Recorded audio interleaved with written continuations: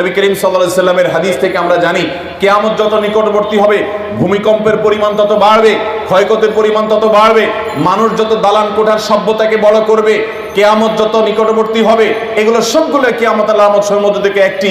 এই ভূমিকম্পের পরিমাণ যত বাড়তে থাকবে, কিয়ামত যত কাছাবে, ঘন ঘন ভূমিকম্প সারা পৃথিবীতে হবে।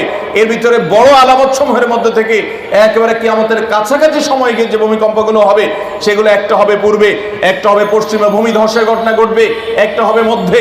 এরকম বড় বড় ভূমিকম্প হবে, ভূমি ধসের ঘটনা ঘটবে, যে গোটা পৃথিবীর সকল সিস্টেমকে প্রায় ধ্বংস করে শেষ করে দিবে এবং জানান দিবে যে পৃথিবীর আয়ু শেষ হয়ে এসেছে। আমরা আজ যে ভূমিকম্পকে মনে করছি না, এটার সাথে ধর্মের কোনো সম্পর্ক নেই, এটা নিছক বৈজ্ঞানিক বিভিন্ন সূত্রের আলোকে আমরা বলি যে এই কারণে হয়েছে, সেই কারণে হয়েছে, সেগুলো অবশ্যই সত্য হতে পারে, সেগুলোর সাথে কোনো সাংঘর্ষিকতা নেই।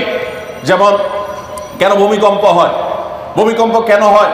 আজ থেকে শত শত বছর আগে ইমাম ইবনুল কাইয়িম রাহমাতুল্লাহি আলাইহি ভূমিকম্পের উপরে অনেক গবেষণা তার আছে। সেই গবেষণাগুলো পড়লে আমরা অবাক হয়ে যাব যে এত বছর আগে ইসলামের ইতিহাসের একজন বড় ইমাম, অনেক উঁচু মাপের একজন গবেষক, কিভাবে তিনি গবেষণা করে এই সমস্ত কারণগুলো আবিষ্কার করেছেন। আমি নিজে ইবনুল কাইয়িম রাহমাতুল্লাহি আলাইহি এর এই সম্পর্কে গবেষণা পড়ে সমসাময়িক বিজ্ঞানীরা আজকের যে সায়েন্স এবং বিজ্ঞান ভূমিকম্পের যে কারণ দর্শায়, এটার কারণ যেগুলোকে ব্যাখ্যা করে, উল্লেখ করে, সেগুলোর সাথে মিলালে দেখি অবিকল মিলে যায়। অবাক করা বিষয়, সে তখন তিনি গবেষণা করে গেছেন। এরকম বাহ্যিক কারণ থাকতেই পারে। পৃথিবীর ভূপৃষ্ঠের নিচের গ্যাস যখন কমে যায়, সেটা ভূমি ফাটলের মাধ্যমে হোক, আগ্নেয়গিরির মাধ্যমে হোক, প্রস্তর পরে যখন নানান কারণে পৃথিবীর এই নিচে দেশে তলদেশে ফাঁকার সৃষ্টি হয়, সেটার কারণে জমিন দেবে যায়, ভূমিকম্প হয়, এরকম নানান বিষয় বৈজ্ঞানিক গবেষণা উঠে এসেছে। এগুলোর সাথে কোনো দেশে কোনো সংঘর্ষ নেই।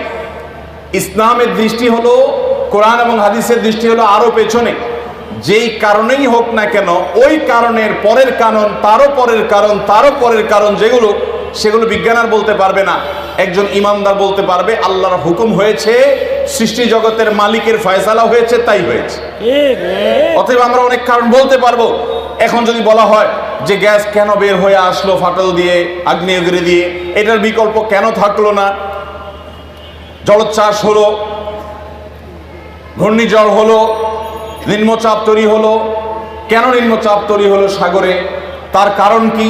আপনি কারণ ব্যাখ্যা করলেন, সেই কারণের আবার কারণ কি? এই মুহূর্তেই বা কেন হলো, এইখানেই বা কেন হলো, এগুলোর ব্যাখ্যা আপনি বলতে পারবেন না।